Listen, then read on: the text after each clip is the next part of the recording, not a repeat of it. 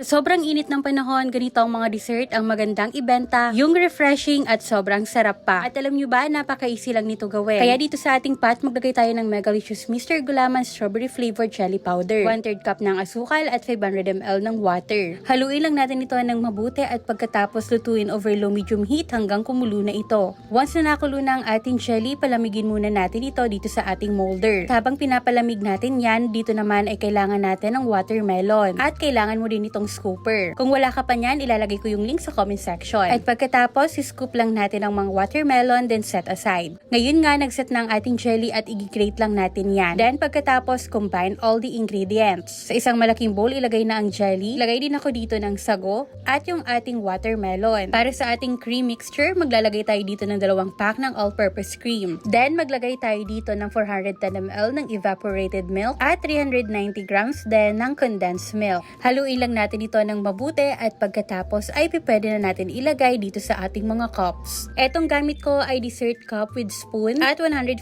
ml tong gamit ko. Available din to sa 250 ml. Para sa link nito, ilalagay ko sa comment section. At pagkatapos maglagay na tayo sa cup ng ating mixture. Takpan lang natin ito at pwede na natin i-refrigerate bago i-serve. At ayan, napaka-easy lang ng ating recipe. Pwede mo tong pagkakitaan kahit nasa bahay ka lang. Yan naman, kung gusto mo pa ng ganito mga dessert recipe, follow for more.